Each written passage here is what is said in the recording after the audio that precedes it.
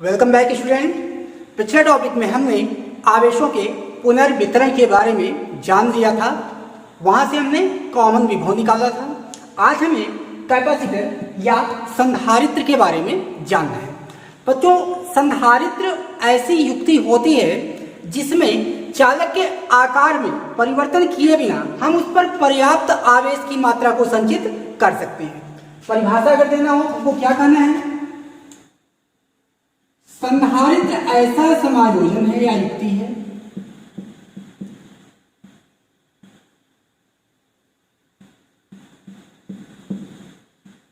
ऐसी युक्ति है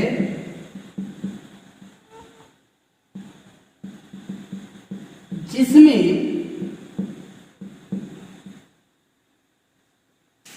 चालक के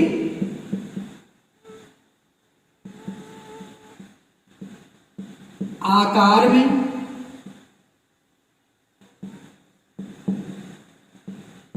परिवर्तन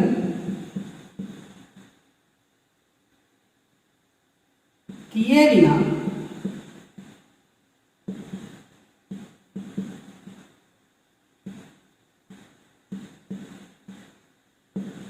उस पर आवेश की पर्याप्त मात्रा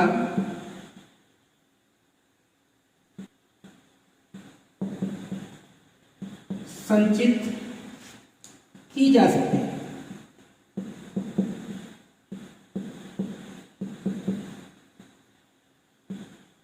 अभी क्या देना है? संधारित्र एक ऐसी युक्ति है जिसमें चालक के आकार में परिवर्तन किए बिना चालक पर पर्याप्त आवेश संचित किया जा सकता है।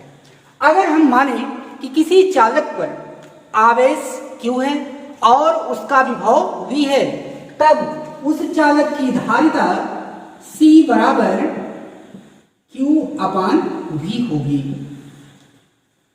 ये हम पीछे जान चुके हैं। आगे हम संधारित्र का सिद्धांत जानते हैं। संधारित्र के सिद्धांत का बस तथ्य यह है कि किसी आवेशित चालक के पास अगर दूसरा चालक हम रख देंगे तो उस आवेशित चालक का विभव कम हो जाएगा। अभी परिभाषा आपने क्या पढ़ा था? C बराबर Q/V हो गया।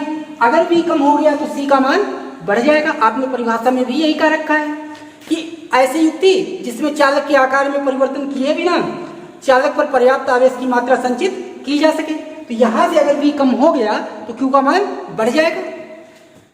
तो इसके लिए हम मानते हैं कि कोई चालक एक A है हमारे पास, जिस पर हमने एक मशीन की सहायता से इस पर धन आवेश दे रखा है, और एक चालक तार के माध्यम से इसका संबंध हमने एक स्वर्ण पत्र विद्युत धर्ती से कर दिया। ये स्वर्ण की प्लेट है। आप मानिए कि होता क्या है इसमें कि अगर ये धन आवेश है, किसी चालक पर आवेश है, तो ऐसी तो कोई मशीन है नहीं हमारे पास कि हमें यहाँ से देखने की आवेशित है या नहीं।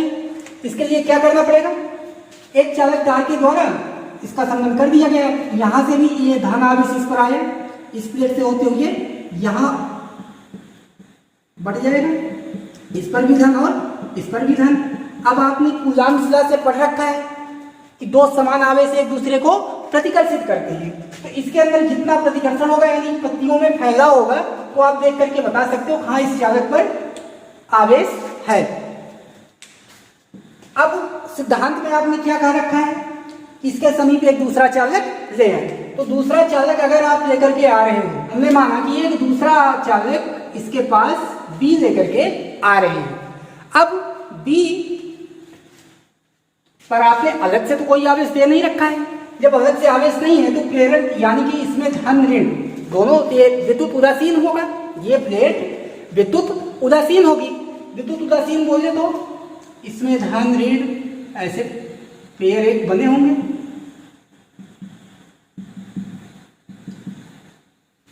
लेकिन जैसे ही आप इस आवेशित प्लेट के पास इसको लेकर के आओगे, अब क्या होगा? प्रेरण के कारण होगा क्या? यहां धन है तो यहां पर ऋण आ जाएगा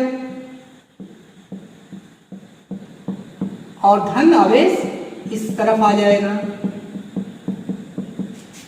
अच्छा, इतना होने के कारण ये जो धन और धन एक क्षेत्र उत्पन्न कर रहा है, तो इससे भी अब इसका विभव कुछ कम हो जाएगा। यह जो प्लेट आपको दिख रही है या इस पत्ती का जो फैलाव है अब थोड़ा सा कम हो जाएगा, और कम हो गया तो आप अब कह सकते हैं कि इस प्लेट का विभव कुछ कम हो गया। प्लेट का विभव कम हुआ तो यानी इस पर अब आवेश की मात्रा और संचित कर सकते हैं। आगे इसमें हम कर सकते हैं कि अगर इस प्लेट को हम भू संपर्कित कर दें, अर्थ से जोड़ दें, क्या होगा? अर्थ से जोड़ने का मतलब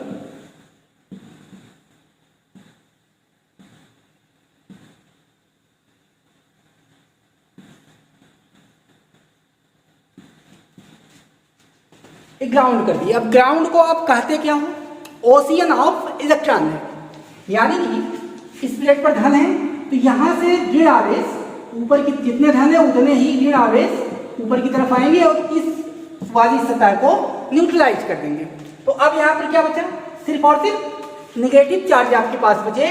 इस कारण भी हम इस प्लेट ए का विभव कम हो जाएगा और इस पर आवेश की आप और अधिक मात्रा संचित कर सकते हैं।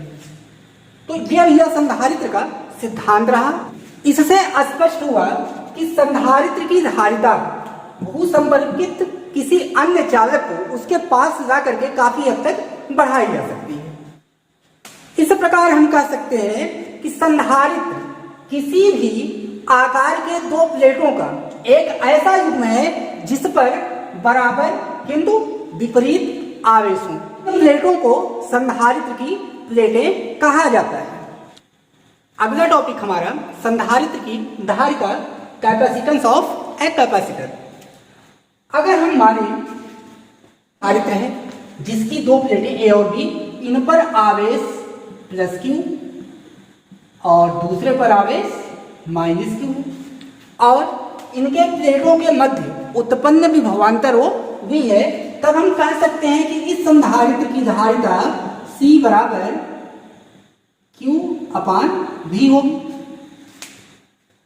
अर्थात संधारित्र की धारिता चालक को दिए गए आवेश एवं उसके प्लेटों के मध्य उत्पन्न विभवांतर के अनुपात के बराबर है। वास्तव में आप कह सकते हो कि प्रत्येक चालक एक संधारित्र है जिसकी दूसरी प्लेट अनंत पर है।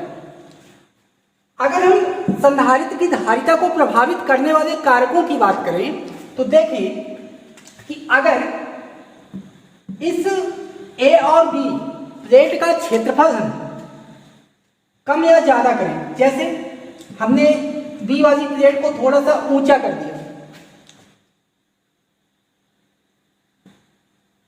प्लेट बी को हमने अपने स्थान से थोड़ा सा ऊपर या नीचे कर दिया, इससे जो इसका अतिव्याप्त क्षेत्रफल है वो क्या होगा?